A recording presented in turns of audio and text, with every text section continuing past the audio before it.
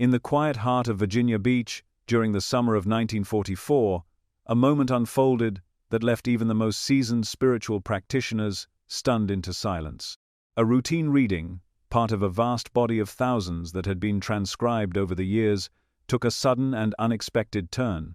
The subject was a woman named Helen Morrison, an elderly soul who had passed peacefully in her sleep after a long illness. Her death was unremarkable on the surface, serene, undisturbed, with no sign of suffering or trauma. But what came through in that session shook the room to its foundation. The reading had begun like many others, with the familiar rhythm of dictation, the steady flow of words that poured out in a measured cadence. The stenographer, a woman who had transcribed countless such sessions, sat poised at her typewriter, fingers dancing with precision over each key. She had heard everything: messages of healing, past life visions, prophecies that unfolded with eerie accuracy. She believed there was little left that could surprise her.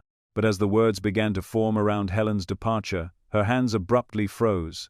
The typewriter fell silent. She looked up, her face pale, her eyes wide, meeting the gazes of those in the room. For a long moment, no one spoke. What emerged in that session was nothing short of revelatory. It was revealed that Helen's death had not been a passive surrender of the body, but the result of months, perhaps even years, of preparation at a level far deeper than anyone in the room could comprehend. While she slept in the physical realm, her soul had been engaged elsewhere. Night after night, as her physical body rested, her consciousness had been traveling. Not aimlessly or at random, but with purpose. She had been attending something described as a kind of soul school, a higher dimensional sanctuary, where beings of great wisdom instructed her in the art of transition. These nocturnal lessons weren't symbolic, they weren't dreams. They were real experiences, real classrooms, real guidance, delivered by spiritual instructors who existed far beyond the veil of ordinary perception. In those lessons, she was shown what awaited her: the process of death, the release from the body, the luminous beauty of the spiritual world, the nature of fear, and how to dissolve it. She was not just being comforted, she was being trained. And this training had been going on for over 6 months prior to her passing. It was a curriculum designed specifically for her soul, perfectly calibrated to her life's experiences, her karmic history, her fears, her strengths.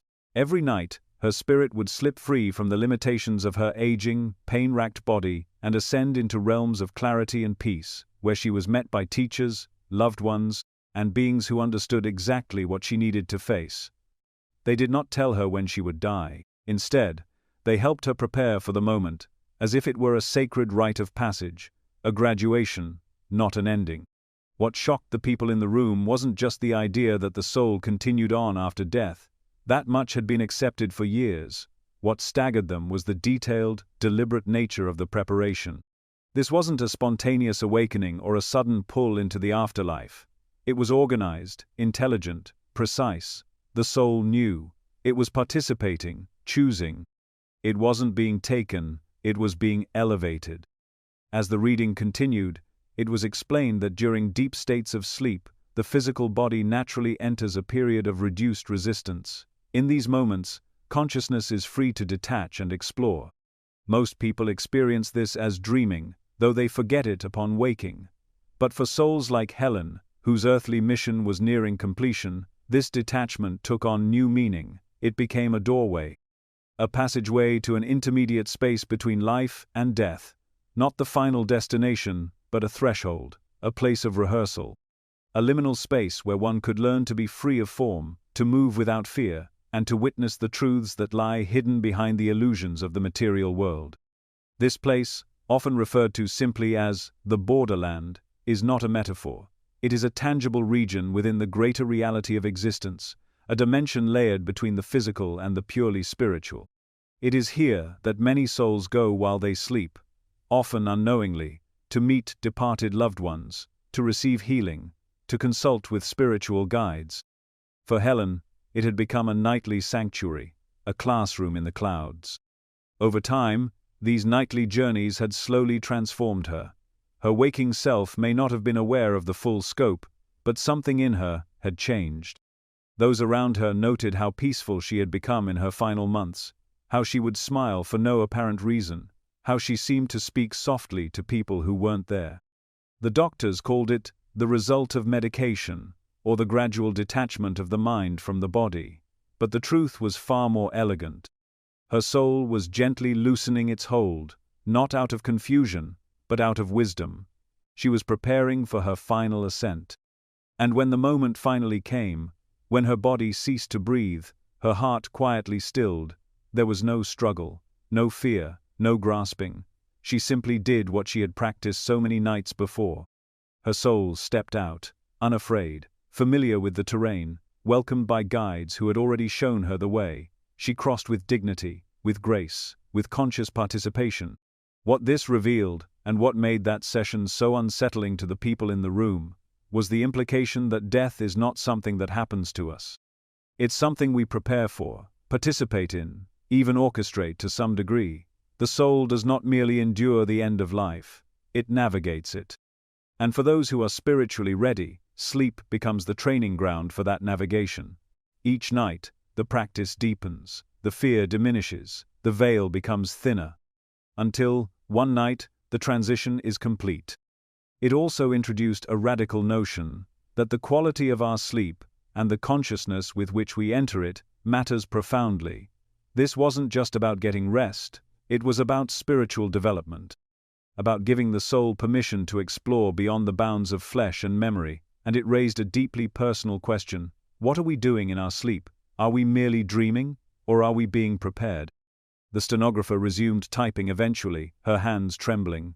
Those present sat in stunned silence.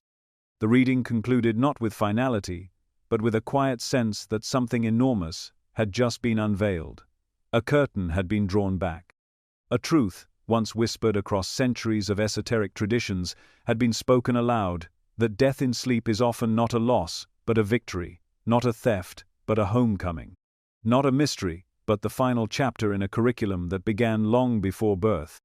From that day forward, the people in that room would never look at sleep, or death, the same way again, and neither should we. In the hidden hours of the night, when the world falls quiet and the body slips into stillness, something far greater than rest is taking place. Beneath the surface of what we call sleep, beyond the reach of dreams we half remember and morning routines that pull us back into waking life, the soul is often at work. Not in the way we think of physical labor or even conscious thought, but in a form of training more sacred and mysterious than most can imagine. This hidden process, often referred to as soul school, is one of the most profound revelations ever uncovered about the spiritual nature of sleep.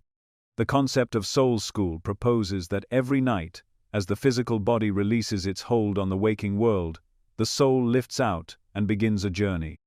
It is a gentle separation, a temporary loosening of the ties between the spirit and the form. In this in-between state, the soul enters a realm of higher learning, guided not by books or teachers in the traditional sense, but by beings of profound wisdom and light. These are not fantasy figures or metaphors, they are actual intelligences, guides, instructors, ancestors, and spiritual companions who reside in dimensions just beyond human perception. This process is not random. It is not reserved for the rare few or for mystics in robes and temples. It is happening every single night, for every single person, but only some souls are aware of it. Only some are prepared to engage with it consciously. And among those, only a small number have reached a point in their soul's evolution where these nightly lessons begin to carry an even greater purpose, the preparation for transition from the physical world. The journey toward death does not begin in a hospital bed, nor does it wait for a diagnosis or a final breath. It often begins quietly, months or even years before the body gives out. It starts as a whisper in the dream state, a soft pull toward places that seem familiar yet unearthly, a repeated image, a feeling of peace that lingers long after waking, a sense that one is being taught something important, though the details may blur by sunrise. These are not signs of decline, they are markers of spiritual advancement. They suggest that the soul has begun the process of preparing for its next phase, and that it is doing so under the guidance of loving intelligence that knows far more than the conscious mind ever could. Within the sacred halls of Soul School, each lesson is tailored to the individual. The curriculum is as unique as the soul receiving it. For some, It may involve healing emotional wounds still lodged deep in the subconscious. For others, it may be reconciling unfinished karma, letting go of identities no longer needed, or practicing how to navigate in a realm free from time, form, and limitation. There is no pressure, no judgment. The teachings unfold gently, often over weeks or months, depending on how much preparation is needed. One of the most beautiful aspects of this process is how compassionately it is structured. The soul is never rushed. There is no force or command. Instead, the guides wait patiently for the individual to be ready. They present images, sensations, or encounters that slowly teach the soul how to loosen its grip on the physical plane. A recurring dream of flying may not be random. It may be a symbolic preparation for what it feels like to move without a body. A vision of a deceased loved one may not be memory. It could be a reunion, an early welcome, a hint that the next world is already reaching back to meet the traveler. People nearing physical death often report extraordinary dreams in the months leading up to their transition. These dreams are vivid, more real than waking life, and frequently filled with landscapes of profound beauty, meadows that shimmer with light, vast halls that defy architecture, oceans that seem alive with intelligence. Many speak of conversations with people they've never met in life, yet feel they've known forever. These are not hallucinations. They are visits to classrooms beyond the veil, where knowledge is absorbed not through language, but through vibration, through shared presence, through memory that the soul carries but the mind cannot always decode. It is here, in these spiritual classrooms, that fear begins to dissolve. Fear of death, fear of the unknown, fear of losing identity, all are slowly replaced with a deeper understanding. The soul begins to feel what it already knows, that it is eternal, that it has done this before, and that nothing truly ends. What appears to be death from the outside is in fact a metamorphosis. And the soul, having trained for it night after night, begins to feel the subtle confidence of a student nearing graduation. Interestingly, not everyone receives the same level of instruction. Not because some are favored, but because readiness varies. Some souls are still engaged in intense earthly learning, and their nightly journeys may focus more on emotional integration or healing from trauma. Others are still attached to identities, ambitions, or relationships that make it difficult to begin transition training, and that is perfectly fine. The soul is never pushed into what it is not ready for. The guides know the right moment. The universe is infinitely patient. But for those who are nearing the end of their earthly path, soul school becomes more focused, more deliberate. The dreams become more coherent. The sense of being guided intensifies. The fear of death, if it was ever there, begins to feel foreign, like a forgotten shadow. People in this phase often begin to speak differently. They may express a sense of calm that others don't understand. They may seem distracted, as though they are listening to something others cannot hear. They may describe places they've never visited, but feel strangely drawn to. All of this points to a consciousness that is now straddling two worlds. And when the time finally comes for the soul to fully depart the body, it is not an abrupt snap. It is a continuation of what it has been doing all along. The lessons of soul school culminate in a gentle release. A moment when the body falls away, and the soul simply keeps going. There is no shock, no fear, only familiarity, because the journey has been rehearsed again and again, night after night. What seemed like sleep was training. What seemed like dreams was orientation. What seemed like detachment was in fact awakening. Understanding this sacred process changes the way we view death. It transforms it from a feared unknown into a conscious rite of passage. It also transforms how we view sleep. No longer just rest for the body, sleep becomes a sacred doorway, a nightly invitation to participate in a higher education that transcends the physical. It reminds us that the soul is never idle, never truly at rest. Even while the body sleeps, the spirit is moving, learning, evolving, and preparing for its next great journey. The quiet truth of soul school is that we are far more than we appear to be. We are eternal beings, guided gently through each phase of our existence, even the ones we fear most. And when death finally comes, it is not a surprise. It is a homecoming long prepared, long rehearsed, and embraced with the deep knowing of a soul who has already walked that path in the sacred silence of sleep. There is a place that exists between waking and dying, a realm not found on any map, not charted by any telescope or scientific instrument, yet it is as real as breath, as vivid as light. It is not heaven, and it is not earth, but something in between, a threshold of awareness that opens most widely when the body falls into deep, unguarded sleep. This realm has been referred to as the borderland, and while most people have traveled there unknowingly, only a few have returned with conscious memories of its landscape. The borderland is not symbolic. It is not metaphor or myth. It is a literal dimension of spiritual reality, nestled between the physical world and the higher vibrational planes of pure spirit. When the body slips into the deeper stages of rest, something extraordinary begins to happen. Consciousness, no longer bound by the heavy chains of the waking mind, begins to drift. Not aimlessly, but with purpose. It loosens its grip on the physical shell, and, like a mist, it rises, subtle and soft, moving beyond the veil of ordinary perception. This detachment is gentle. The soul does not yank itself from the body. It flows, it glides. During sleep, the tether that binds spirit to flesh, often described as the silver cord, remains intact, allowing the soul to journey freely while still retaining the ability to return. This cord is not visible to the physical eye, but it is felt. It is the reason why, during certain dreams, a sudden jolt can awaken the sleeper with a sense of falling, a momentary shock as the consciousness returns too abruptly from its travels. In this borderland, souls experience things that transcend the limitations of time and space. Here, the laws of gravity do not apply. There are no clocks, no walls, no language barriers. Souls communicate through thought, emotion, energy. They meet others, sometimes departed loved ones, sometimes beings they do not consciously recognize, yet who feel more familiar than anyone from their waking life. In this realm, lessons are taught, wounds are healed, fears are eased, and often, future events are glimpsed in symbol and metaphor. To the waking mind, these encounters are often dismissed as dreams, relegated to the subconscious as random flickers of imagination. But the truth is far more profound. These are not dreams in the conventional sense. They are excursions, visits to a plane of reality that sits directly between this world and the next, a training ground, a sanctuary, a halfway house for the soul.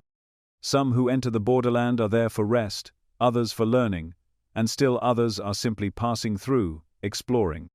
But for those nearing the end of their physical journey, the borderland becomes something more. It becomes familiar terrain, a staging area, a sacred classroom where final lessons are given, final fears are released, and the soul gradually becomes accustomed to its post-physical form. Many people who have died peacefully in their sleep had been frequent travelers to this realm in the weeks or months prior. They were not aware of it on a conscious level, perhaps, but they knew. Something in them knew. They spoke of strange dreams, of vivid colors, of gardens more beautiful than anything earth had ever offered. They smiled at nothing, they spoke to the air.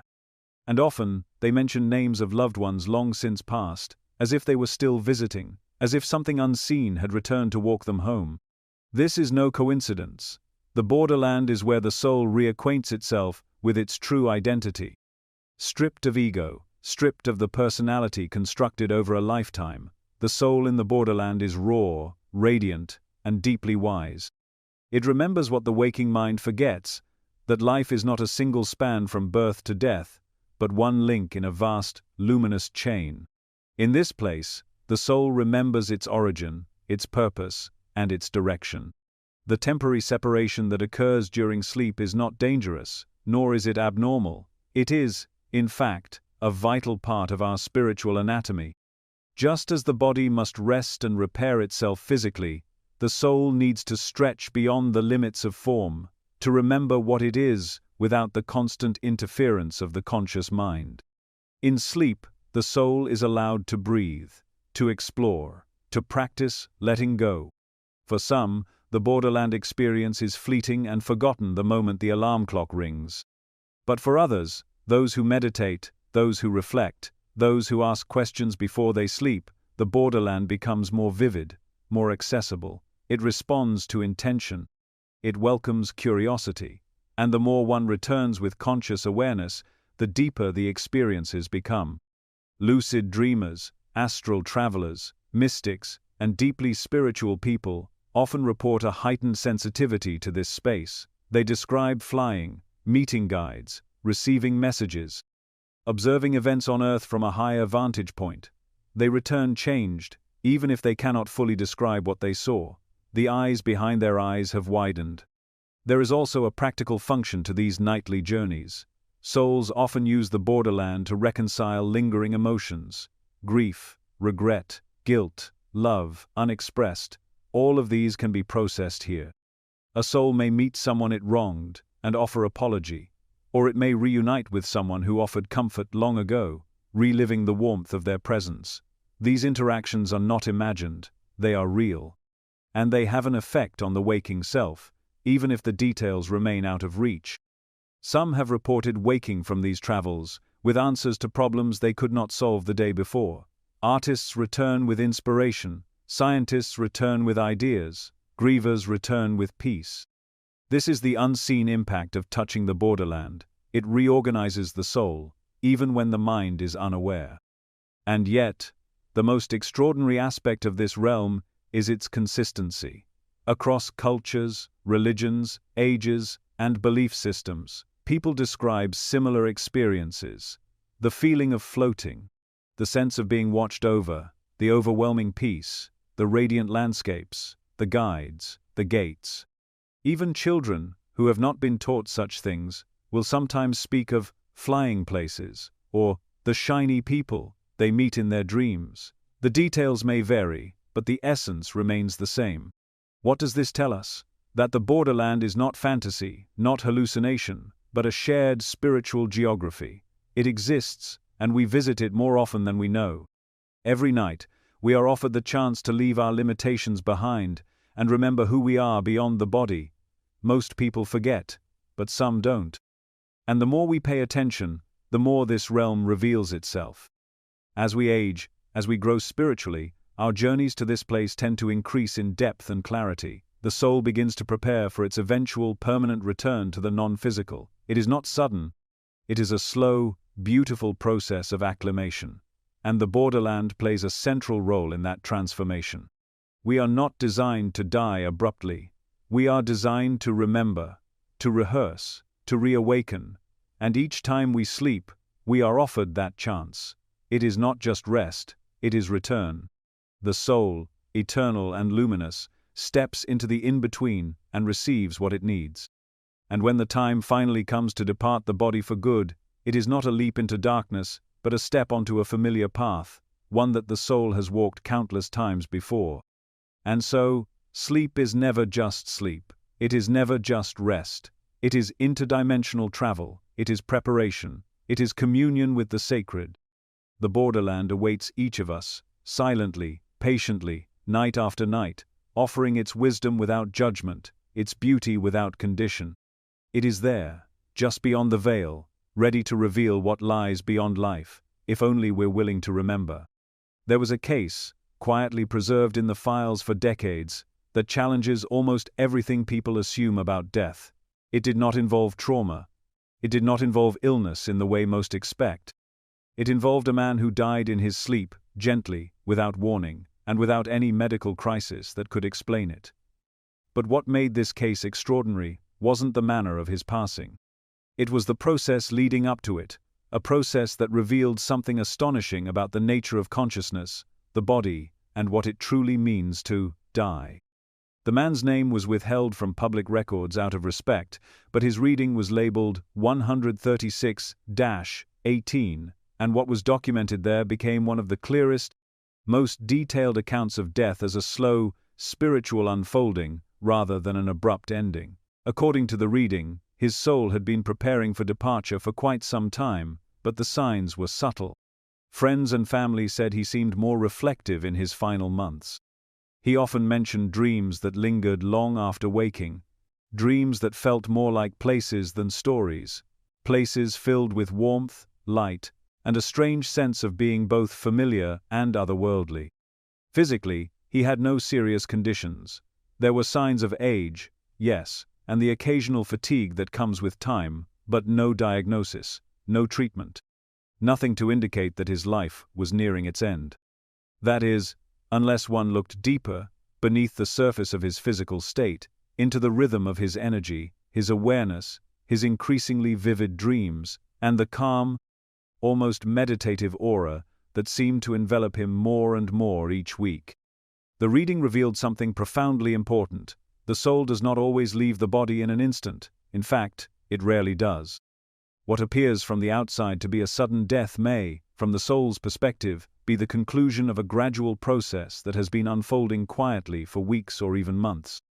This man had begun that process well before his body stopped. Each night as he slept, his consciousness traveled farther. His connection to the physical became softer. He was not sick, he was releasing. It was noted that his energy field had already begun to shift, not in a way that medical instruments could detect, but in a way that those with spiritual perception could sense. He was becoming lighter, more open. His subtle body, the energetic counterpart to the physical form, had started to pull away gently, the way mist rises from a still lake in the early morning. His essence was returning home before the body caught up. This case outlined the idea that the body and the soul do not always operate on the same timeline. While the body may appear to stop abruptly, the soul often completes its withdrawal long before or slightly after that moment. Death, in this view, is not a single event, but a multi-phase process, one that occurs across layers of being. The physical cessation is merely one chapter, not the conclusion. In this man's case, the reading explained that his sleep states had become increasingly active in spiritual terms. He was visiting realms that the soul enters between lives. He was meeting with guides, reviewing his life's work, resolving lingering patterns that still clung to the edges of his energetic field. But here is what makes this case especially illuminating. He didn't consciously know he was preparing to die. His conscious mind wasn't aware of it, and no one around him suspected anything unusual. He wasn't fearful. He wasn't talking about death. He simply followed an inner rhythm that guided him toward rest, peace, and something more. The final week of his life was described in striking detail. He began to sleep longer, not out of illness or depression, but from a subtle calling inward. He often woke with a smile, as though he'd been somewhere joyful. He remarked one morning that he'd seen his mother, who had passed decades earlier, sitting in a sunlit garden.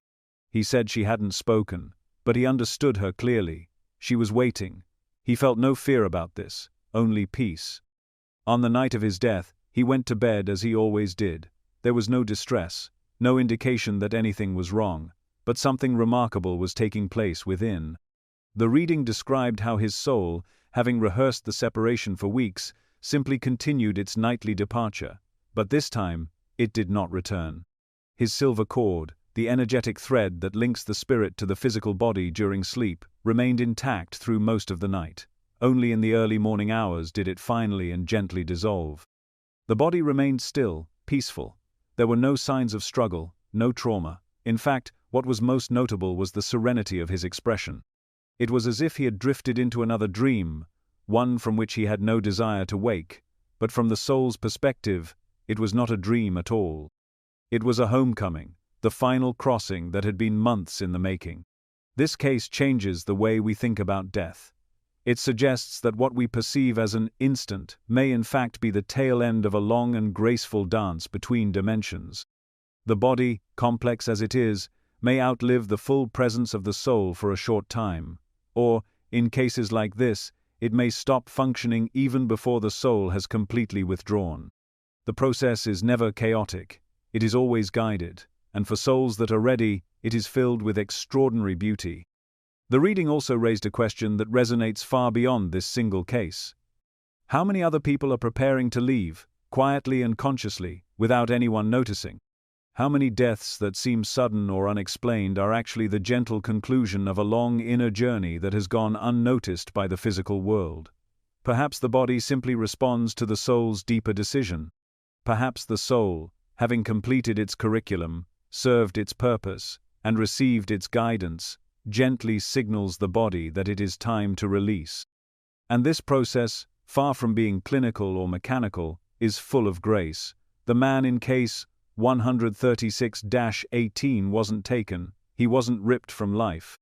He was led, softly, slowly, over time. His death was not the result of failure, but fulfillment.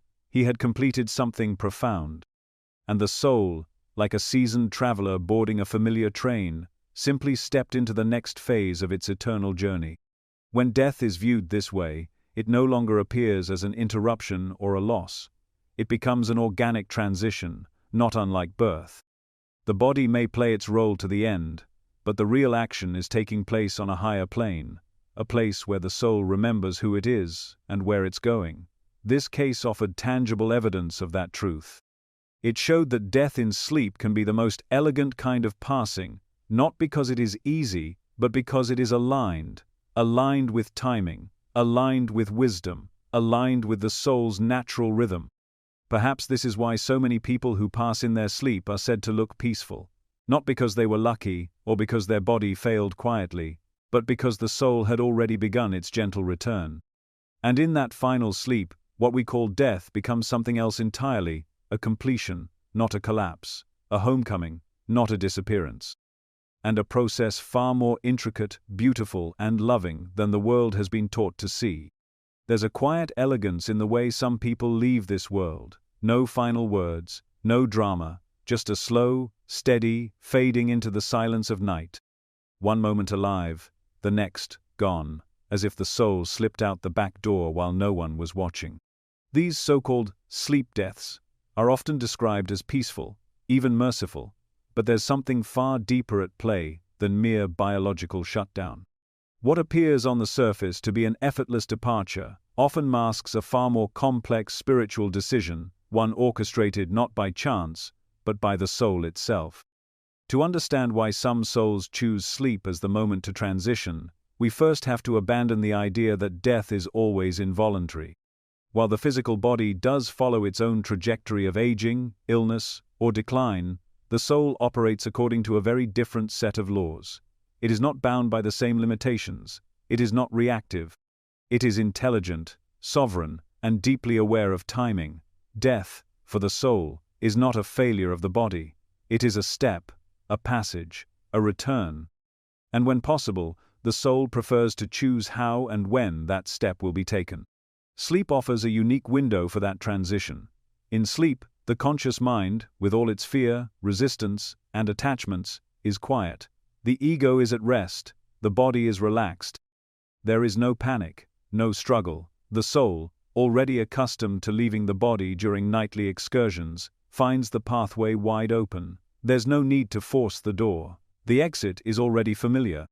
It's one it has taken countless times before, but on this night, it simply does not return.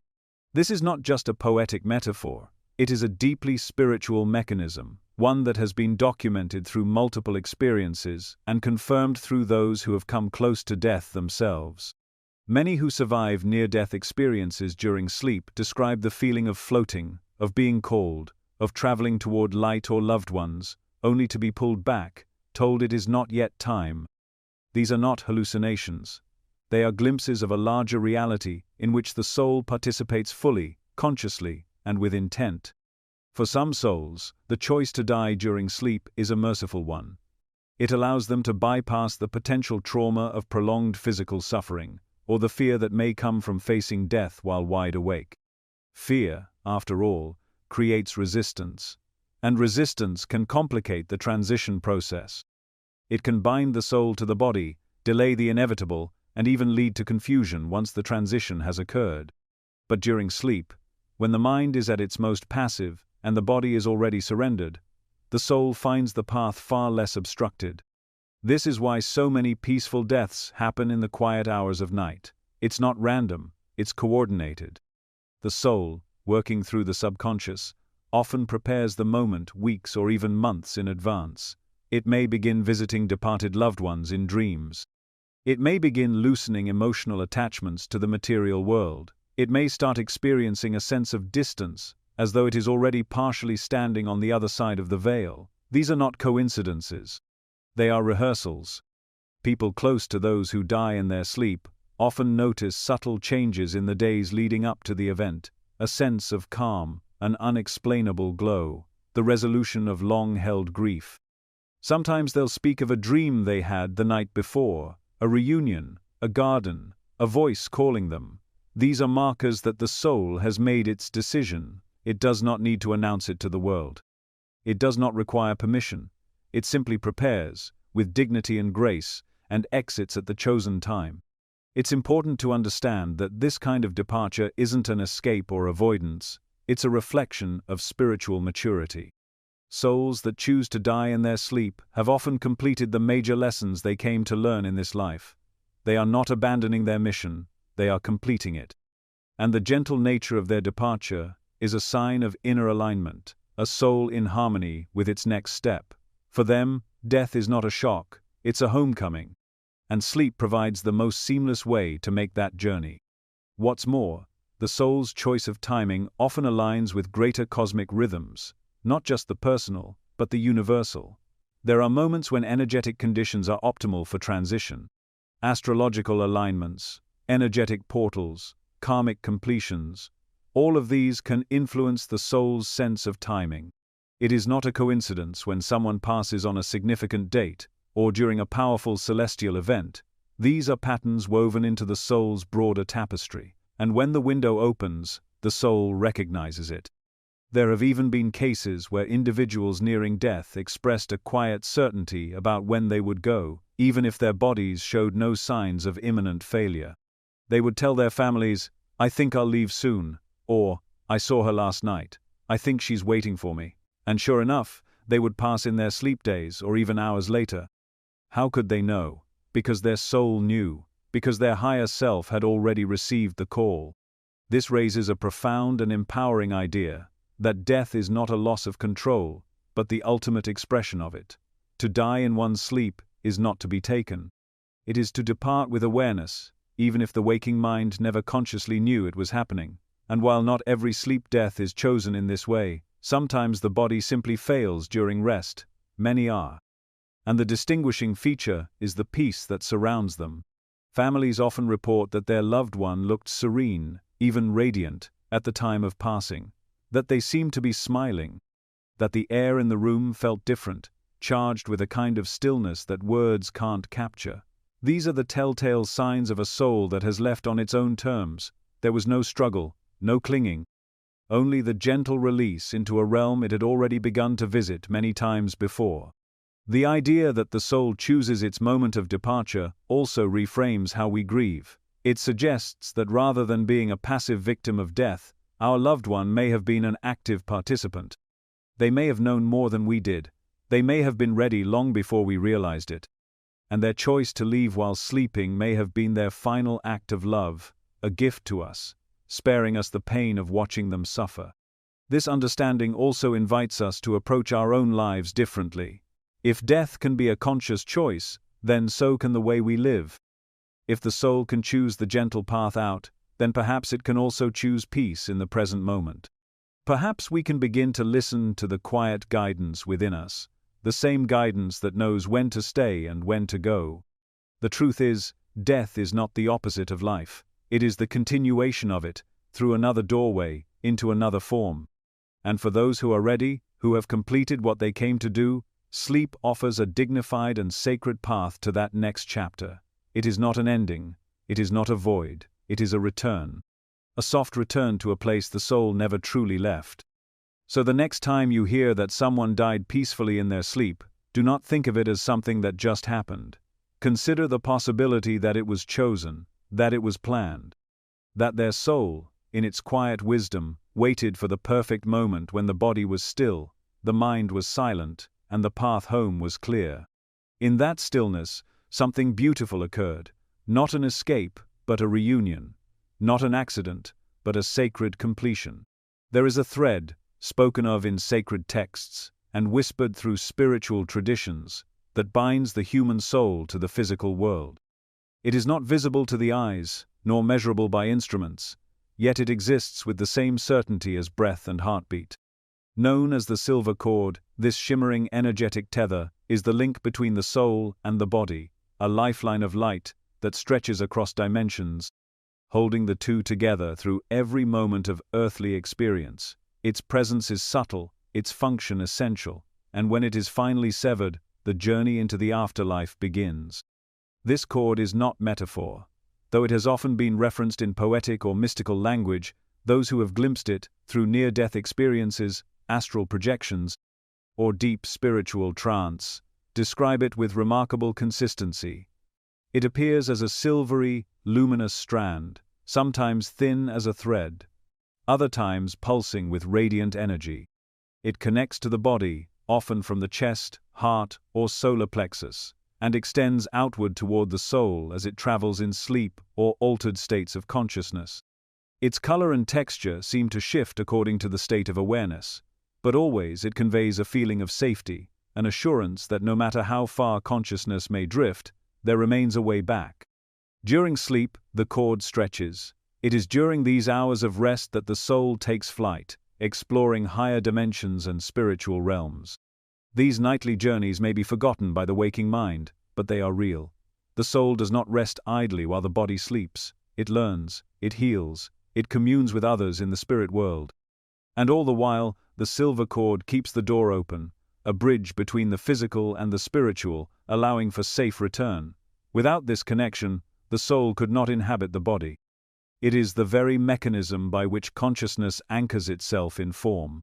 In ordinary dreams, the cord remains relatively close, gently pulsing in rhythm with the breath. But during deep states, lucid dreaming, out-of-body experiences, or profound meditation, the soul may drift far from the body, even to the edges of the spiritual realms. Yet still, the cord holds. It is not strained by distance, for it exists outside the bounds of physical space. It vibrates with the soul's unique signature, ensuring that no matter how far it travels, it will always return to the correct form. There is no danger in these travels, so long as the cord remains intact. But what happens when the silver cord is cut? This is the moment that most people call death, but from the soul's perspective, it is not a rupture, it is a release. When the time is right, when the soul has completed its purpose in the body, the silver cord is severed, and it is not severed by force or accident. The soul itself makes this decision. It knows when it is ready. It understands when the lessons of this life have been fulfilled, and in that moment, the cord gently dissolves, like dew in the morning sun, and the soul is freed. The severance is peaceful. It is not violent. It is not painful. Those who have been near the threshold describe it as a moment of breathtaking clarity, a sensation of expansion, of stepping out into vastness, of remembering something they had forgotten. The body, now empty, may still appear lifelike for a while, but it is no longer inhabited. The silver cord has released its hold. The traveler has moved on. There are cases where people come close to death, through illness, trauma, or near-death experiences, and describe seeing the cord. They float above their bodies, feel the pull to return, and know intuitively that they are not finished. The cord tugs gently, like a parent's hand guiding a child home. And so they return, slipping back into the body, bringing with them a memory of something vast and sacred. These experiences are not hallucinations. They are glimpses of the deeper architecture of life, of the way the soul moves through and beyond form. In certain rare cases, spiritually advanced souls learn to work consciously with the cord. Through years of meditation, discipline, and inner awareness, they develop the ability to release and return at will. They become bridges between realms, teachers who can bring back knowledge from beyond and share it with those still anchored in the physical. These are not fantasy tales. They are carefully documented, and they reveal a profound truth. The silver cord is not just a mechanism of life, it is a tool of evolution. It allows the soul to explore, to learn, and ultimately, to choose. When the cord is finally severed, the transition is complete, but even then, consciousness does not vanish, it simply shifts its point of focus. For a time, the soul may linger near the physical world, adjusting to the new vibrational field. It may visit loved ones, offer comfort, or observe events from a gentle distance. This is why so many people report sensing the presence of the recently departed through dreams, signs, or an unmistakable feeling of being watched over. The soul is still near, still learning to navigate its new environment, and even without the cord, a thread of love remains. The existence of the silver cord also explains why sleep is sometimes called the little death. Each night, we simulate the process of departure. We leave the body, we drift, we return. And each time, the cord guides us home. In this way, sleep becomes a training ground, a rehearsal for the final release. It is not something to fear, but something to understand. The better we know this mechanism, the more gracefully we can embrace the transition when it comes. This truth transforms how we see death. It removes the sense of finality and replaces it with awe. It reminds us that we are not our bodies, we are the awareness that moves through them. And the cord, that shimmering bridge between dimensions, is the soul's silent companion. It waits patiently each night, guiding us back, holding us in place, until the day we are ready to let go. When that day comes, there is no chaos, no darkness, no abandonment. There is only release, gentle, deliberate, and sacred. The soul steps forward, the cord slips away. And what remains is peace, a return to the source, a remembrance of the light we never truly left. And in that moment, what once seemed like an ending becomes the beginning of something far more vast than we could ever imagine. In the final days before death, something mysterious often begins to unfold, quiet, and almost imperceptible to those who are not paying attention. A shift occurs in the consciousness of the dying, one that cannot be explained by medication, illness, or delusion. It's as if the veil begins to thin, and the person's awareness stretches into places the living cannot follow. They begin speaking to people no one else can see. They describe radiant gardens, stairways of light, and voices calling to them with warmth and familiarity. And most hauntingly, they speak of departed loved ones visiting them in their dreams, or even standing beside their bed, waiting with outstretched arms. To those who are unfamiliar with the deeper workings of the soul, these moments may be brushed off as hallucinations or the confused mind clinging to memories. But to those who understand, these final visitations are not illusions. They are real. They are signs that the soul is beginning its transition. The dying are not confused. They are being called. Stories of these experiences are not rare. In fact, they are startlingly common, reported in hospices, hospitals, and homes around the world.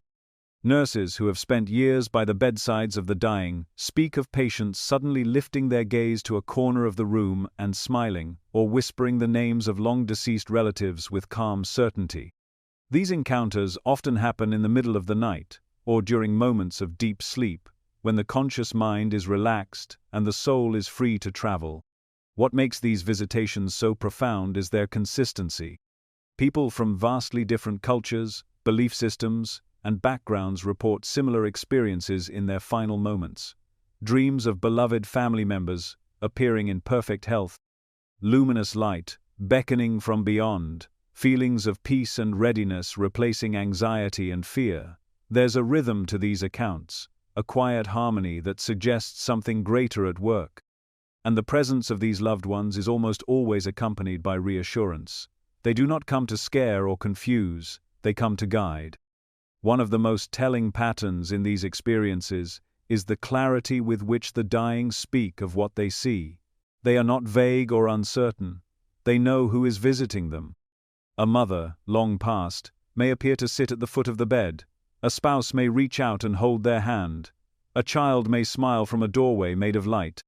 And often, they come with a message that it's almost time, that it's okay to let go, that there is nothing to fear.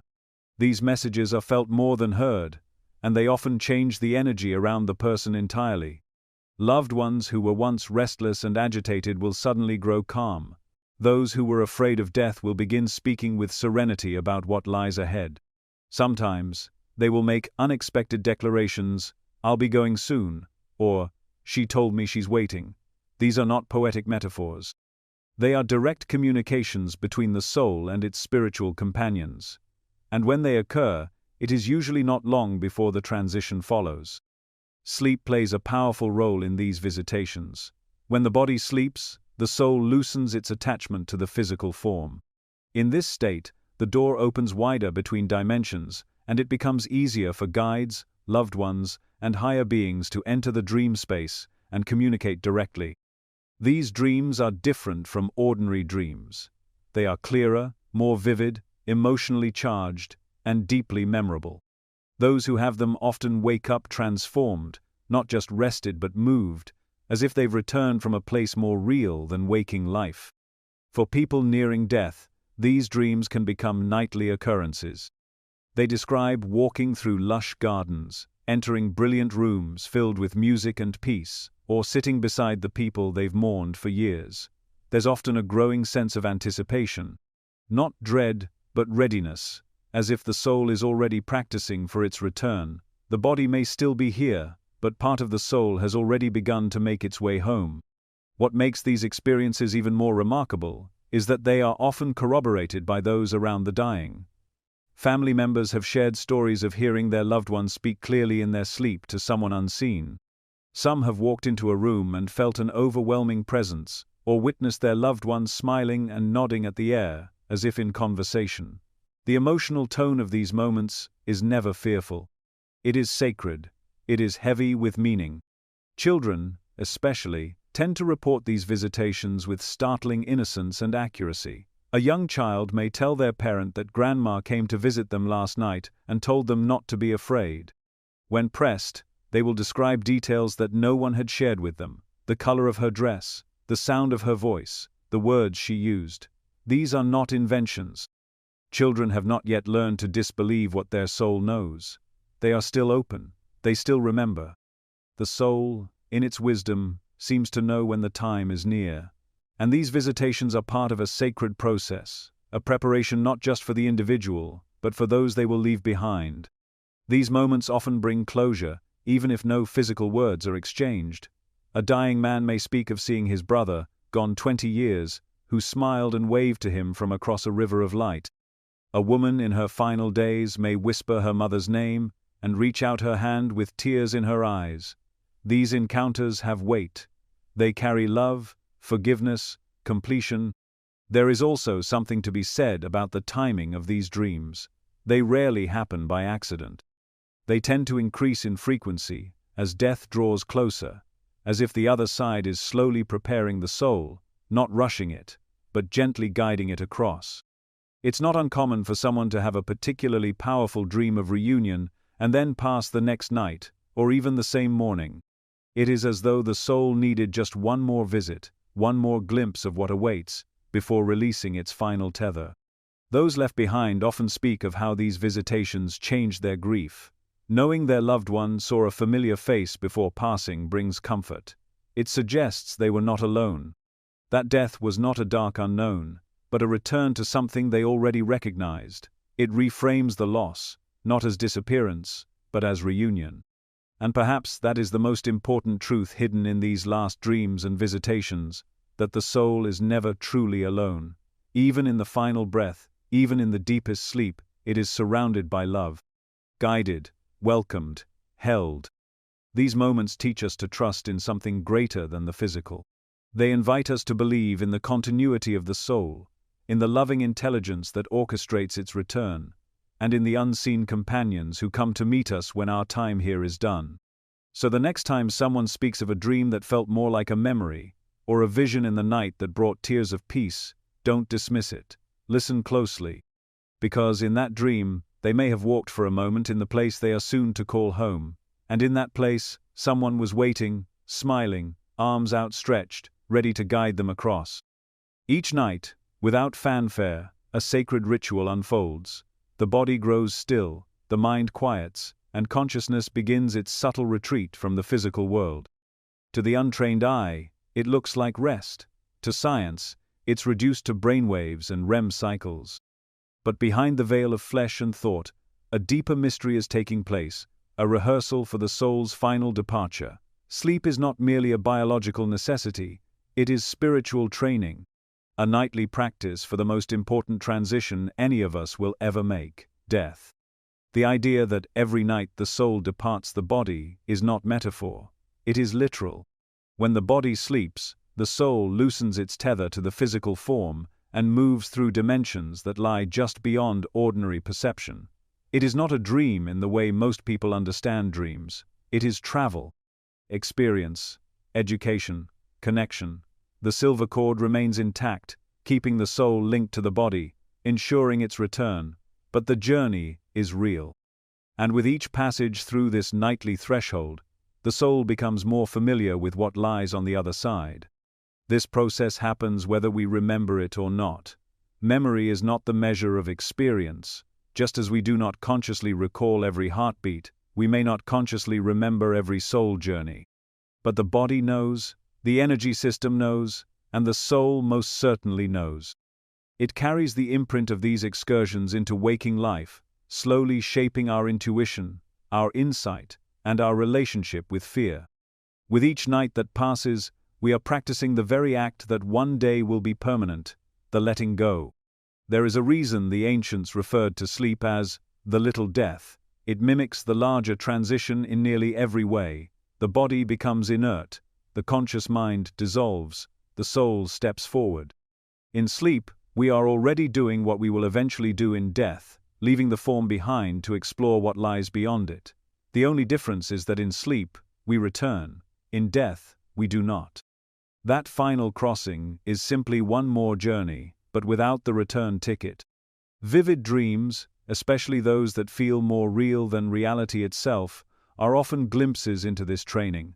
They are not random firings of a resting brain.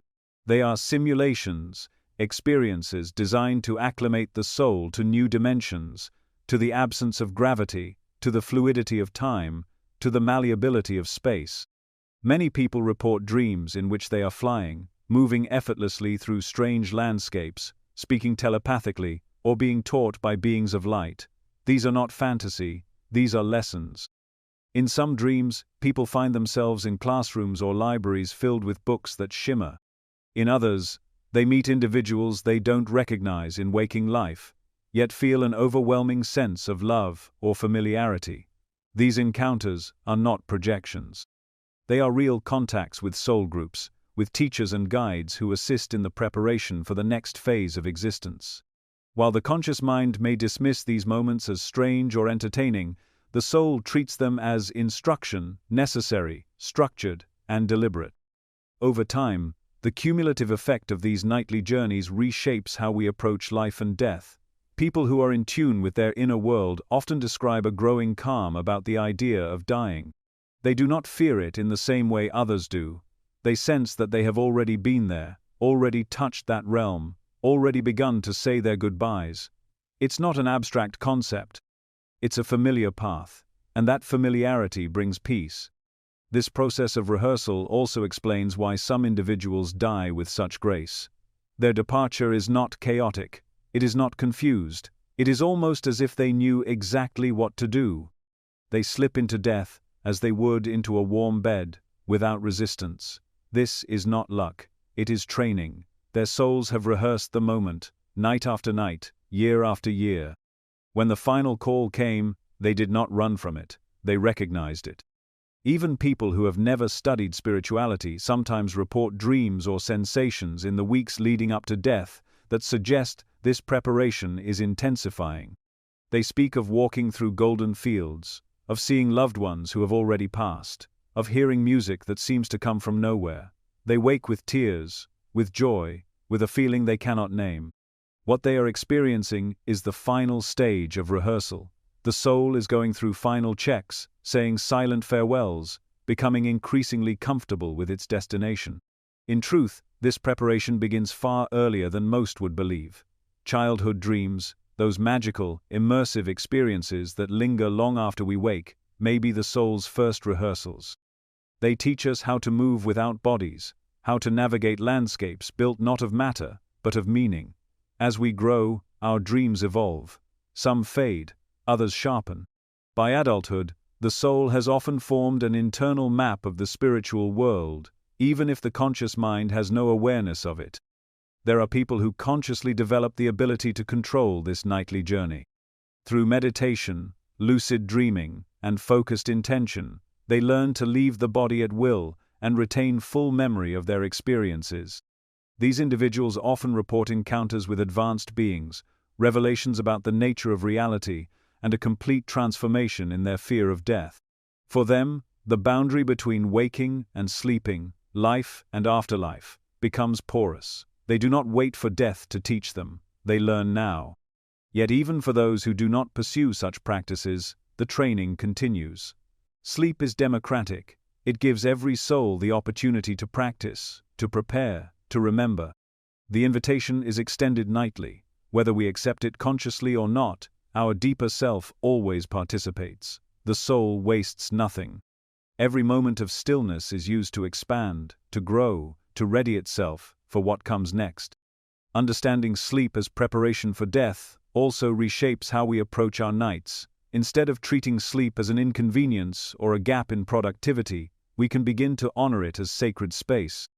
We can create environments that support this journey: dim lights, quiet sounds, intentional prayers or meditations before bed. We can set intentions to remember, to learn, to connect.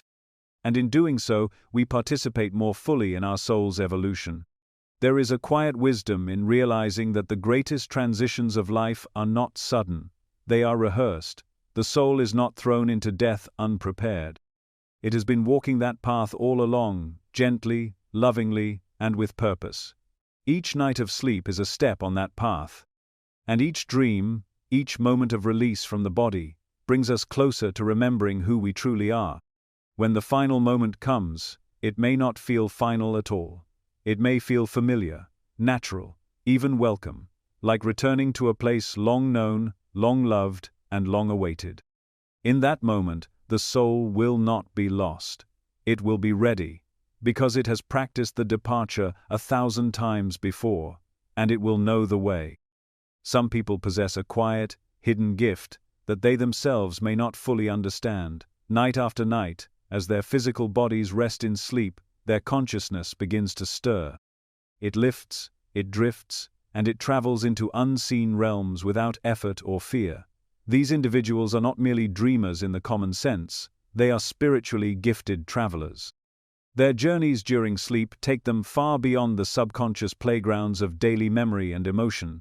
They pass through barriers most never notice, entering dimensions where time no longer applies, where the soul operates without limitation, and where teachings, reunions, and revelations unfold in silence. These travelers do not always know they are different. They may assume that everyone dreams the way they do, with shocking clarity, vivid colors, and overwhelming emotional depth. They might experience flying with control, stepping into places they've never seen on Earth, or meeting people who seem both foreign and deeply familiar. Upon waking, they may carry a lingering sense of having been somewhere important, somewhere sacred. They often feel more rested, not because their body was still, but because their soul returned enriched. But beneath these experiences lies something greater, an unspoken preparation for a spiritual role far beyond the confines of physical life. These individuals are not chosen arbitrarily. They are usually old souls, carrying a long history of incarnations that have refined their spiritual sensitivity. From an early age, they might display an awareness that seems out of place for their years, a deep empathy, a piercing intuition, or a fascination with the unseen. Their sleep states act as doorways, portals through which they unconsciously train for what comes after this life. Whether they realize it or not, they are already walking between worlds. For them, the boundary between physical and spiritual existence is thinner. It's as though the veil is more transparent, and their soul slips through with ease the moment consciousness releases its grip on the waking world. Their dreams are not constructed by imagination alone. They are orchestrated visits to spiritual realms, schools, temples, gardens, spaces of remembrance and instruction. In these places, they may sit with guides, review aspects of their life journey, or even assist other souls in transition. These are not fantasies. They are purposeful experiences, and they carry a weight that subtly shifts their waking life as well. There are countless reports of people who have these kinds of dreams consistently, only to discover much later that their nightly excursions were not only real, but vital to their soul's mission. Some speak of learning lessons in great halls filled with light. Others describe being shown future events or healing methods they could later use in service to others.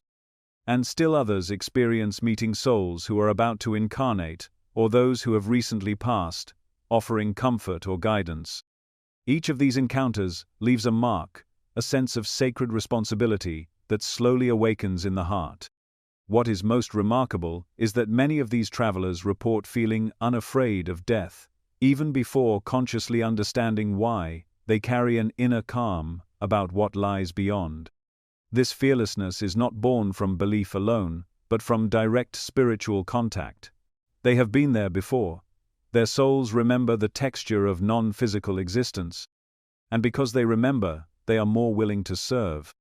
In fact, many of them are here not just for their own growth, but to prepare for roles of service after death, roles that extend beyond this realm into the assistance of others who will make the transition after them. Such individuals often become what might be called transition guides once they cross over, spiritual beings who meet the newly deceased, calm their confusion, and help orient them to their new reality. The training for this role begins long before physical death. It begins in sleep.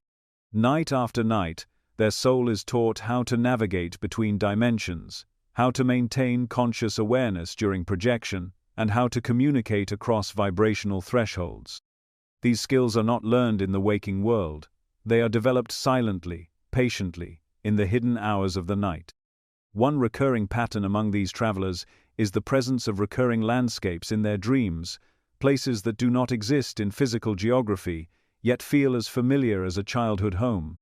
They may return to the same valley, temple, or city again and again, each time exploring a new part or encountering new beings.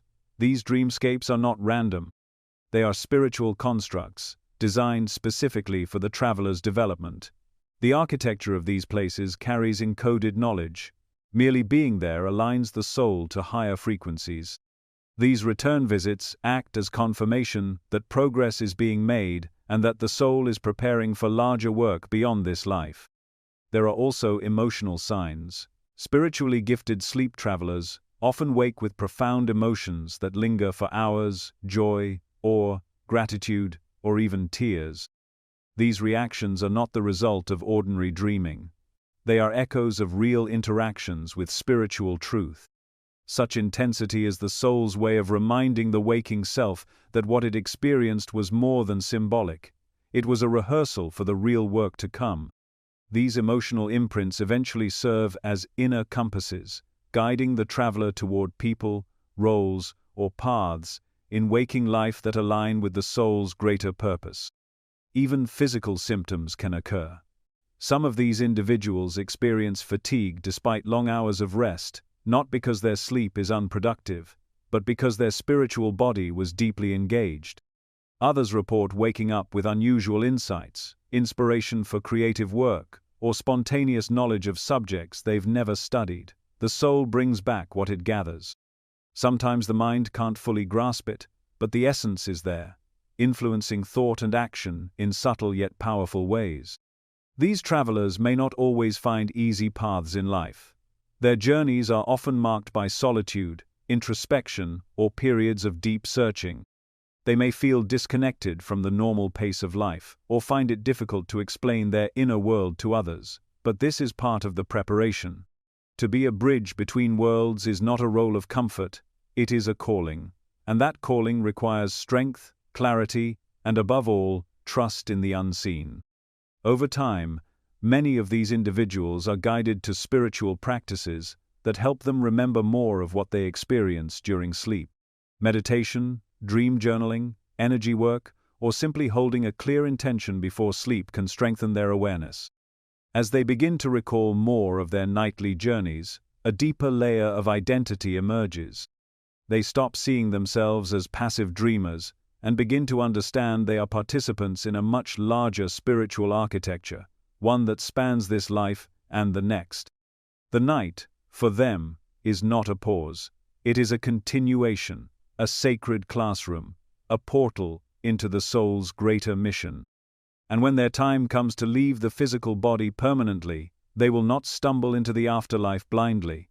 They will recognize it. They will know the terrain. They will be greeted by those they have worked beside for years in the world, behind the world.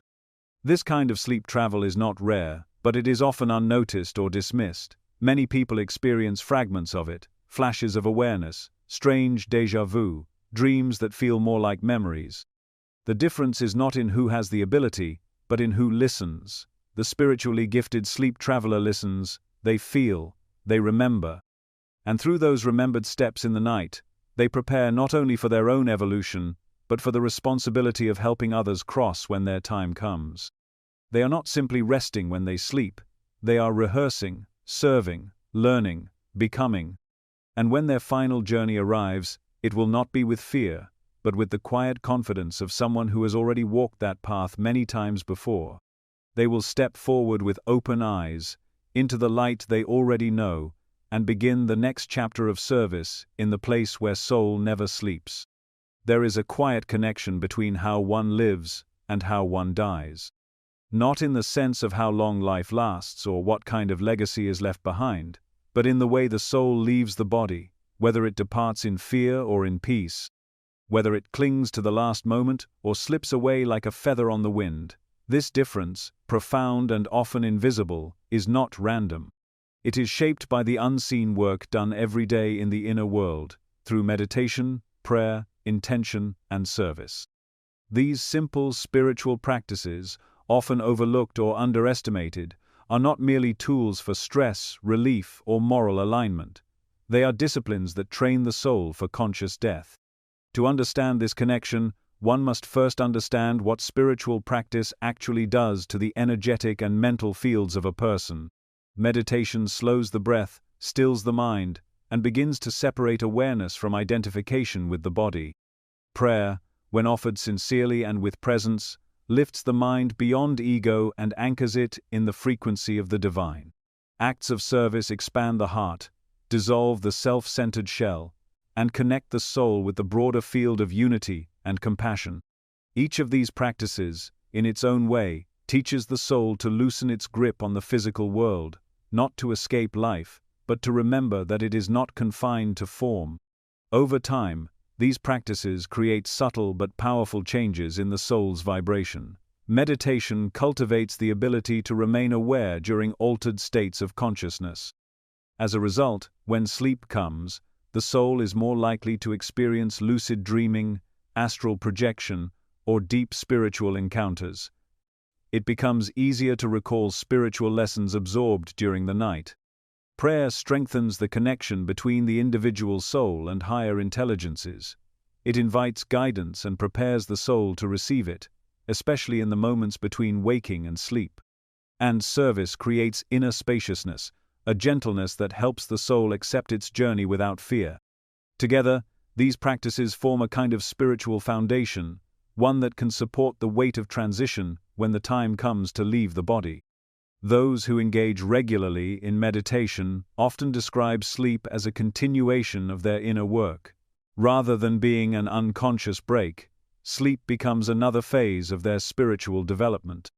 They set intentions before rest, asking to meet their guides, to learn, to heal, or to remember. Many report dreams that are not dreams at all. They are experiences, conversations, initiations. Over time, they become more skilled at remembering and integrating these experiences. When death approaches, they do not panic. They have already practiced what it means to release the body, to travel with awareness beyond it, and to navigate subtle realms without confusion.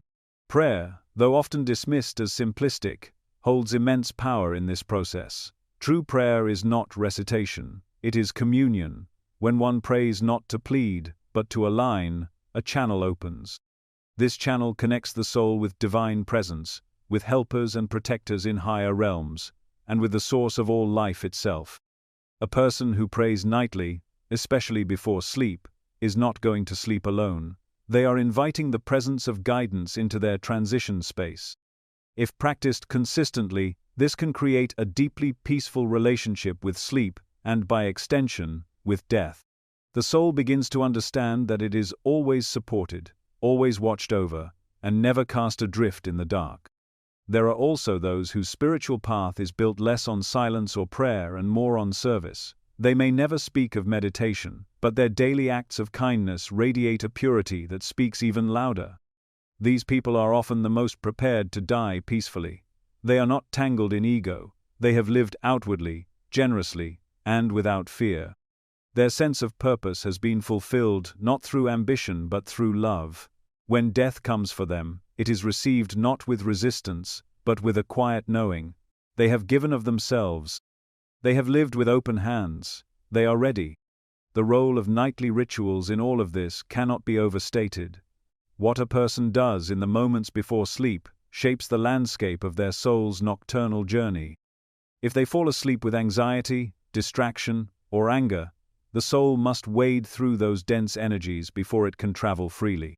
But if they enter sleep with clarity, through prayer, meditation, or reflection, the path is clear.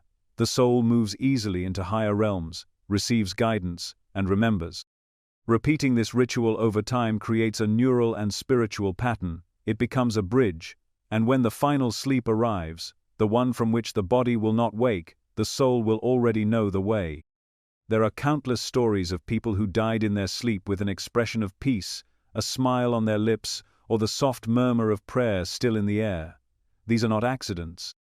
These are the results of lives lived in quiet preparation. Some of these people had no religious affiliation. Others never spoke of God or spirit aloud. Yet their inner life was rich with reverence. They tended their consciousness the way others tend a garden, patiently, daily, even when no one was watching. And in the end, they reaped the harvest of that care. Spiritual preparation does not eliminate grief, nor does it bypass the emotional aspects of death, but it does remove fear. It allows the soul to rise with grace, to meet what comes with curiosity instead of dread. It recognizes death not as erasure, but as return. And it makes that return something beautiful. The soul knows when it is ready, but the mind must be trained to release its grip. That is what spiritual practice does. It teaches the mind to surrender. In truth, every act of stillness is a rehearsal. Every breath taken in meditation is a breath practicing the moment when the final exhale will come. Every whispered prayer before sleep is an echo of the farewell the soul will one day speak. And every act of love, offered without condition, is the soul shaping itself for the realm where love is the only currency. There is no one right way to prepare. Some chant, some serve, some sit in silence. What matters is the intention, the sincerity, the willingness to face the mystery each night, not with dread, but with reverence, to approach sleep as sacred. To treat the closing of the eyes not as a break from life, but as a return to the place beyond it. Those who die in peace have lived in presence.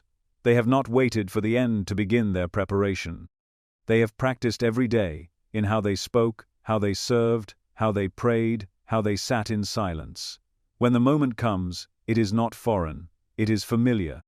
And the soul, having trained in countless quiet moments, will rise like a bird that has always known how to fly. Not because it was taught at the last second, but because it remembered what it had always known. And in that remembering, death becomes nothing more than the next step in a sacred journey, already well underway. There are moments in life that mark completion, ceremonies that symbolize the end of one phase and the beginning of another. Graduations, retirements, rites of passage. They represent not only the culmination of effort but also a recognition of readiness. In the same way, death itself can be a graduation. And when it happens peacefully in sleep, without struggle, fear, or suffering, it is often a sign not of misfortune, but of fulfillment. A soul that departs in the quiet stillness of night may not be escaping life, but completing it. To most people, death is viewed through the lens of loss and grief. It is a door that seems to slam shut, separating us from the one who is gone.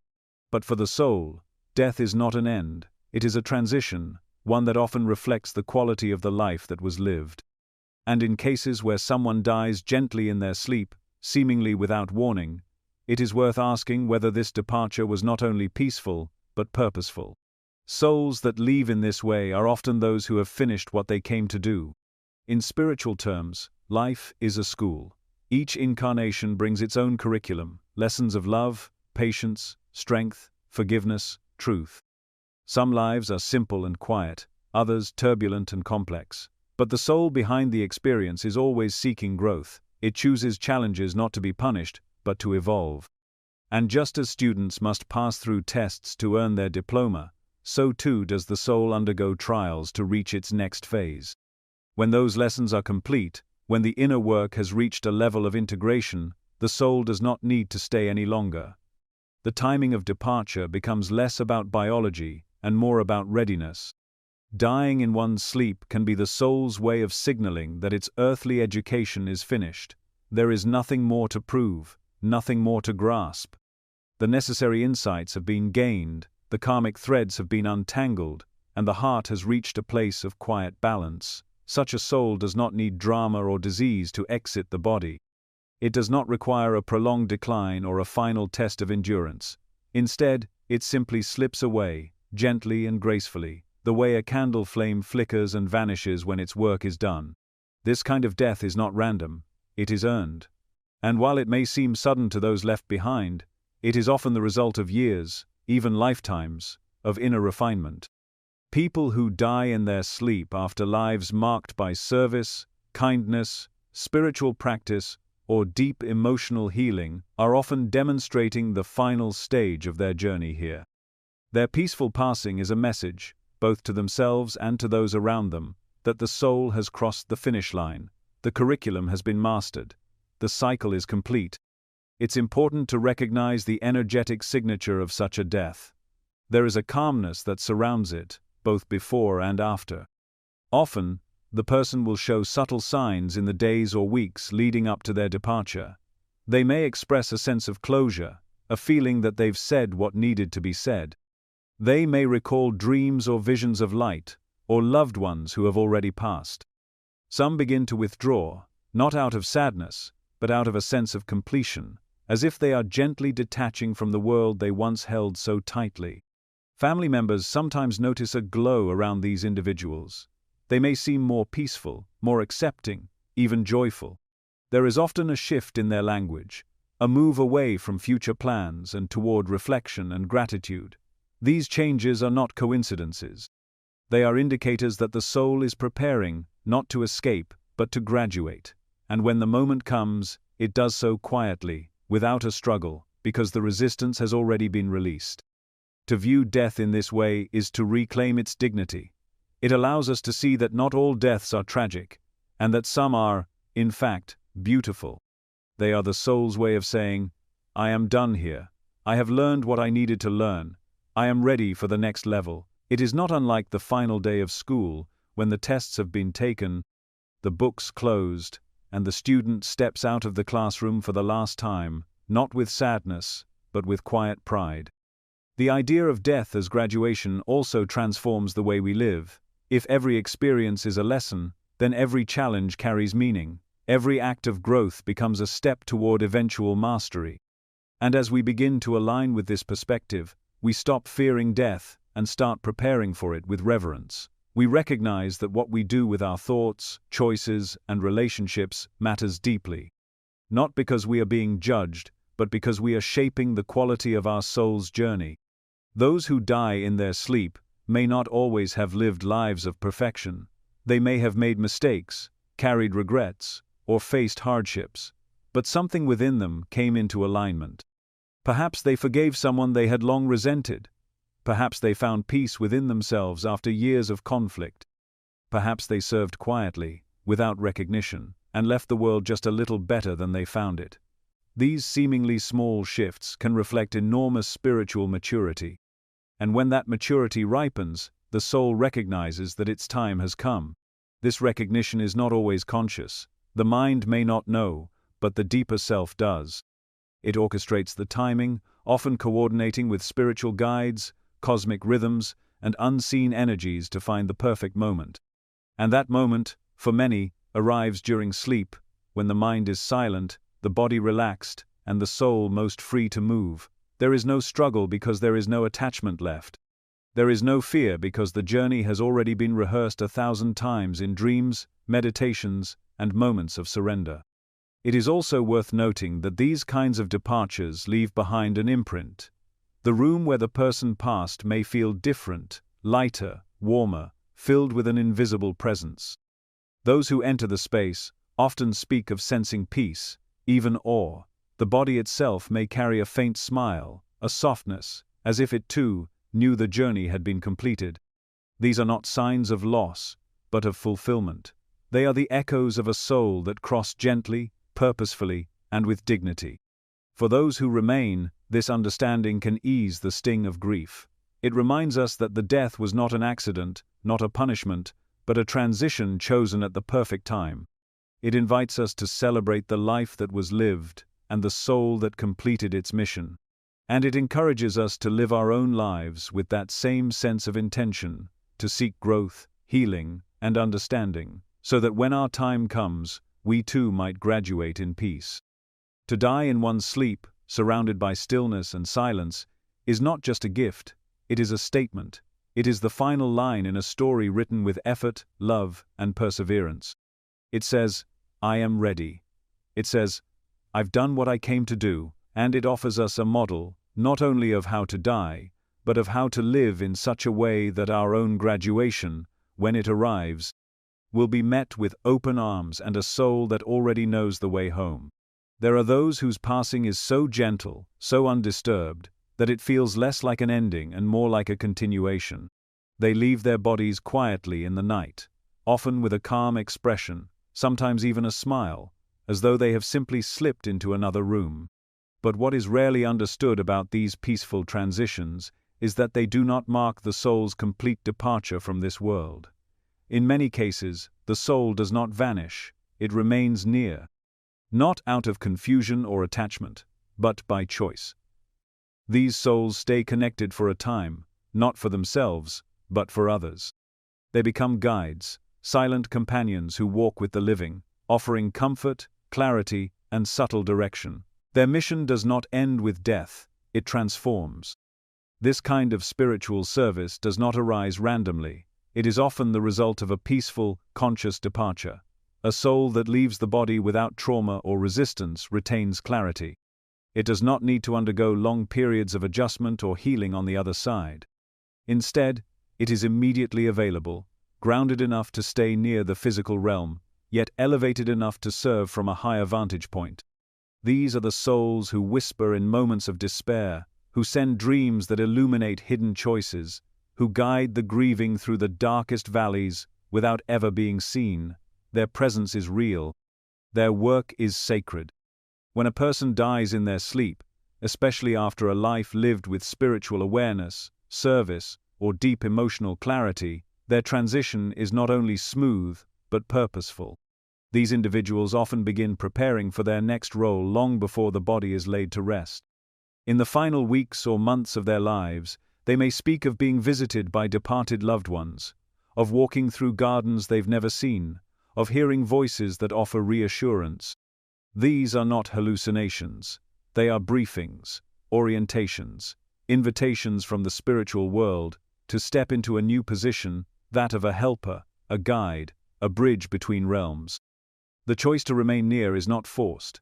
The soul is not held back. Rather, it is drawn by love, by devotion, by a deep sense of purpose that does not end with the heartbeat.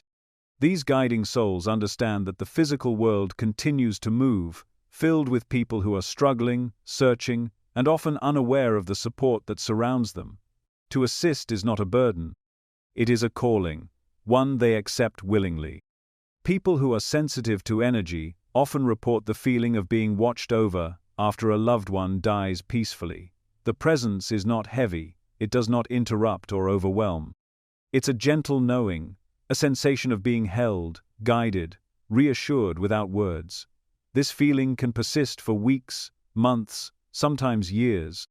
It may show up in sudden insights, in protective instincts that seem to come from nowhere, or in uncanny synchronicities that carry messages too specific to be coincidence. The soul of the departed has not disappeared. It has simply shifted form and role. This type of spiritual guidance is especially potent because it comes from someone who has walked the earth, who understands human struggle, who remembers what it feels like to love, to lose, to doubt, to hope. Unlike distant angelic beings or abstract deities, these guides are personal.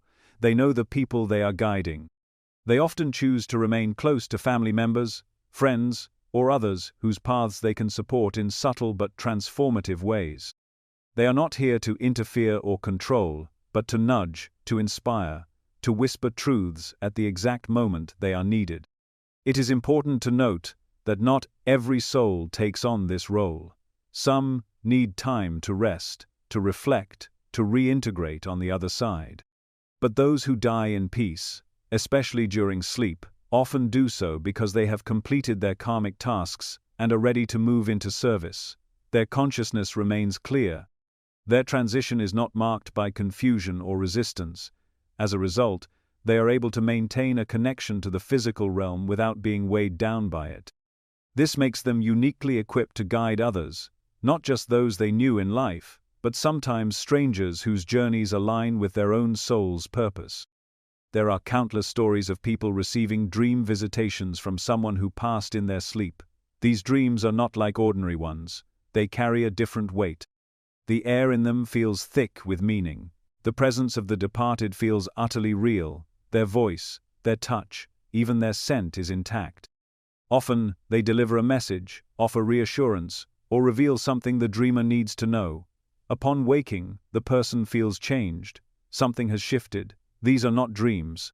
They are meetings. The guide has stepped forward. In other cases, the presence of these guiding souls is felt during crisis. A near accident is avoided because of a sudden instinct. A difficult decision becomes clear after a quiet moment alone. A heavy grief lifts unexpectedly, replaced by peace that cannot be explained. These are the fingerprints of spirit guides who have remained near, not hovering in some unreachable realm, but walking quietly alongside, unseen yet deeply felt. The impact of these souls extends far beyond comfort. They often help those still in the physical world to awaken to their own spiritual potential. By guiding from behind the scenes, they lead people toward healing, toward purpose, toward remembrance of who they truly are. They become catalysts for transformation, and because their influence is born of love and clarity, it bypasses resistance. It moves gently, like water shaping stone.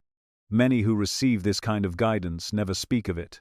They may not have the language. They may fear judgment, but deep down, they know. They carry the presence like a secret flame, a quiet assurance that they are not alone. Some may begin to change their lives in subtle ways. They take more risks, speak more truth, soften in relationships, or finally step into paths they'd long avoided. When asked why, they shrug. They just felt it was time. The truth is, someone they love has been walking beside them, reminding them of what matters most. Understanding this dynamic also transforms the way we grieve.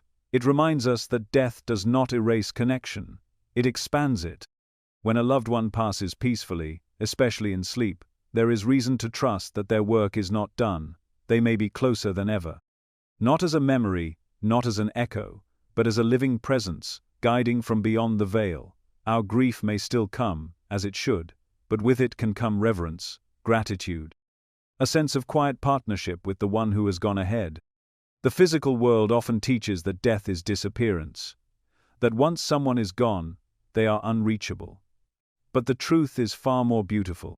For many, especially those who crossed over with grace and clarity, death is simply a doorway into a new kind of service, one marked not by doing, but by being. These souls serve through presence, through guidance, through love that has not diminished, only changed shape. To sense them, we need only grow quiet, listen, feel, trust the subtle ways they make themselves known. They do not shout, they do not demand. But their work is powerful, profound, and ongoing. They remain close, not because they are stuck, but because they choose to help. And in doing so, they fulfill one of the highest callings a soul can embrace: to walk beside the living, to light their path, and to guide them gently toward their own awakening. There are rare and profound moments in sleep when the soul brushes up against the edge of the beyond, not in symbolic form or passing dream, but in direct experience. These moments, often described as near-death experiences during sleep, occur without warning and leave a lasting imprint on those who experience them. They're not easily dismissed or forgotten. They linger with a gravity that alters a person's understanding of life, death, and what exists between. These encounters are characterized by a sudden and overwhelming sense of separation from the body, a disconnection so complete that it feels like a point of no return. And yet, something calls them back. Something tethers the soul to the body, preventing the transition from becoming final. That something is often described as the silver cord, an ethereal thread of energy that holds consciousness to the physical form until the moment of true departure arrives. This cord is more than metaphor. It is an actual energetic link, extending from the spiritual body to the physical body, keeping the soul anchored while it travels during sleep or spiritual projection. As long as the silver cord remains unbroken, the soul can return. But during certain experiences in sleep, the soul may drift far enough or deeply enough that it encounters the boundary between life and death. In this state, people have reported passing through dark tunnels filled with motion and sound, being propelled toward brilliant light, or suddenly finding themselves in expansive, otherworldly landscapes filled with indescribable peace. These experiences are not the product of ordinary dreaming. They feel more real than waking life, and they unfold with clarity, intensity, and coherence that defy rational explanation. The tunnel vision is perhaps one of the most frequently described features of these sleep-induced near-death experiences. The sensation of traveling at great speed through a narrowing corridor with light growing ever closer is a recurring image shared by people across cultures and belief systems. This journey through the tunnel often leads to a point of contact, a moment when the soul encounters something that cannot be fully named. Some describe it as a being of light, others as a familiar voice, or an overwhelming presence of love and intelligence. In that presence, fear vanishes, questions dissolve. There is a recognition that this being knows everything about the person's life, not in judgment, but in profound compassion. It is in this state that the soul often feels the pull to continue, to cross over completely, and yet, in many cases, it is gently stopped. A message is given, not in words, but in direct understanding. It is not time. There is more to do. The body still holds purpose. And just like that, the return begins. The soul is drawn back through the same tunnel, often more slowly, with a sense of reluctant surrender. The silver cord remains intact, and the re-entry into the physical body is sometimes jarring, a sharp inhalation, a sudden jerk, the feeling of falling back into something dense and heavy. Upon waking, there is confusion, awe, and a deep emotional residue that doesn't fade. What makes these experiences especially powerful is that they often happen during otherwise normal nights. There may be no medical crisis, no visible trauma, no physical reason for the soul to come close to the edge. The person may be healthy, resting, unaware that their consciousness has drifted so far. And yet, when they wake, they know something profound has occurred. They speak of seeing colors beyond the visible spectrum, of hearing music that vibrated through every part of them, of being filled with knowledge they couldn't articulate. Sometimes they return with a sudden clarity about their life's direction. Other times, they bring back healing, physical or emotional, that cannot be explained. These near-death experiences during sleep are not accidents. They are allowed, and in many cases, orchestrated.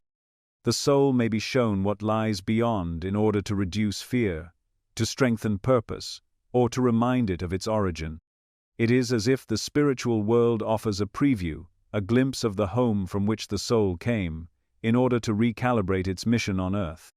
These moments can be especially powerful for those who are struggling, lost, or facing a spiritual crisis. They return with a renewed sense of being part of something much greater than themselves, and with that awareness, their lives often shift in dramatic and meaningful ways. Not all near-death experiences during sleep involve light and beauty, however. Some souls encounter dense, shadowy realms, not as punishment, but as reflection. These experiences may include feelings of isolation, confusion, or being in a strange, gray space with no clear direction. These are not hellish in the traditional sense, but they are unsettling. In such cases, the soul may be confronted with aspects of itself it has not yet faced: guilt, fear, regret, unresolved pain, and yet even in these darker experiences, there is guidance. The soul is never abandoned. These encounters can serve as powerful catalysts for growth, prompting the person to begin deep inner healing and transformation after waking. There are also accounts of meeting with councils, groups of beings, or even loved ones during these sleep-induced near-death moments. The conversations are rarely verbal, but instead are exchanges of pure knowing. The person may be shown a review of their life, not just the events, but the emotional ripple effect of their actions. They feel what others felt. They understand the consequences of even small decisions. This life review is not about shame, but about perspective. It is offered so the soul can realign itself with its deeper intentions, and when it returns, it does so with a sense of responsibility and grace. Children have had these experiences, too. Often they wake in tears, not from fear, but from a sense of homesickness for a place they can no longer reach. They may describe flying through stars, speaking with someone who told them stories, or being wrapped in warmth and light. Their words are simple, but their tone carries the weight of something sacred. These are not fantasies. Children are less filtered, more open to the movement of the soul. They remember more easily, and forget only when the world tells them to. For many, a near-death experience during sleep is the moment their spiritual life truly begins. It becomes a turning point, a before and after. They no longer see the world as flat or finite. They no longer fear death in the same way. Some become more loving, more forgiving. Others leave old lives behind and begin new paths, guided by something they cannot name but deeply trust. These changes are not based on belief. They are based on direct contact with a dimension beyond words.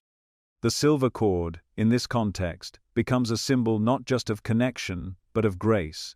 It is the divine lifeline that allows the soul to journey far without losing its way. And when the cord is finally broken at death, it is not because something has gone wrong, it is because the soul has chosen to stay. But until that moment, the cord allows these sacred rehearsals to continue.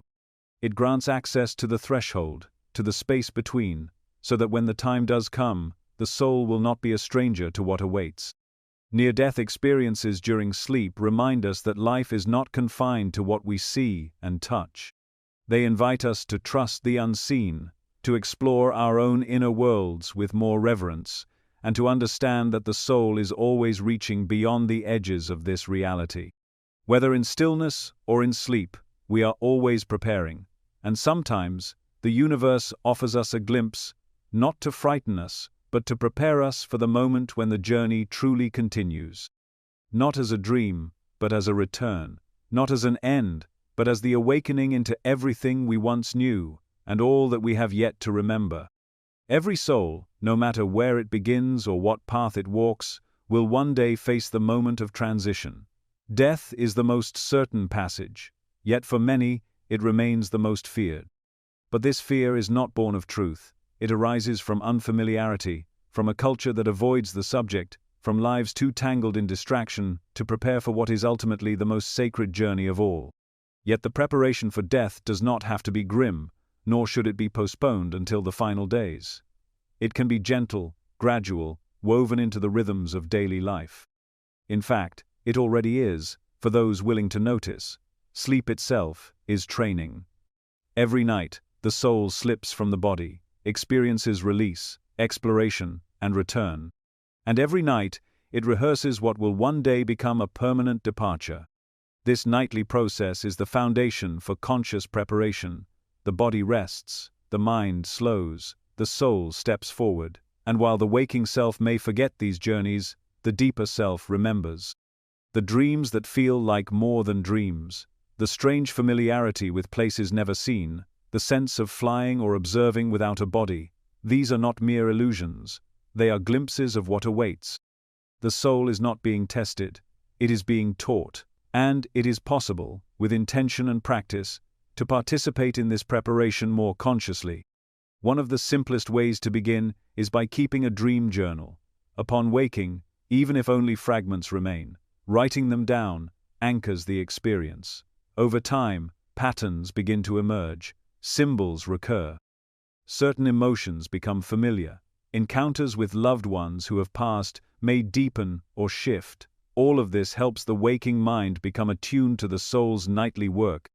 It also begins to build a bridge between the two states, waking and sleeping, allowing for more fluidity and remembrance. This practice, though humble, is powerful. It affirms that what happens during sleep is real, it honors the sacred nature of the experience, and it tells the soul, I am listening. Meditation is another key. By sitting in silence, the mind learns to release its grip on the physical world without needing to be unconscious. Meditation trains awareness to rest in a space between form and formlessness. It is in this space that death unfolds. Regular meditation softens the fear of letting go. It shows the soul that awareness can exist without attachment to thought, identity, or body. With each session, something deeper is being rehearsed, the ability to remain conscious and calm as one crosses thresholds that once seemed frightening. Many who meditate consistently report a subtle change in their relationship with death. It stops being a looming shadow and becomes a soft glow on the horizon, distant but familiar. Intention is the hidden force that shapes the quality of both sleep and eventual transition. Setting an intention before rest, even something as simple as, "May I learn what I need tonight," or "May I remember what is important," creates an energetic opening. The soul listens, the guides listen, and what follows is often more vivid, more instructive, more memorable. The same is true with preparing for death. Speaking the intention aloud, writing it in a journal, or holding it quietly in the heart is enough. The point is not to force the process, it is to welcome it. To step into alignment with what is already unfolding beneath the surface of daily life. Another profound way to prepare is to live in a state of spiritual clarity. This does not mean living perfectly or adhering to rigid beliefs. It means tending to the soul, asking hard questions, offering forgiveness where needed, saying what needs to be said, releasing what no longer fits. Spiritual clarity is not achieved in a single ritual or retreat. It is cultivated over time, in moments of honesty, in acts of courage, in tears and laughter shared with others. A soul that lives with even a little clarity carries far less weight when the moment of departure arrives. It does not scramble to make amends. It does not resist the inevitable. It greets the crossing as a continuation of a path already walked with reverence. What many forget is that death is not a failure of life. It is its fulfillment. It is not the collapse of something broken. It is the natural flowering of a journey well lived.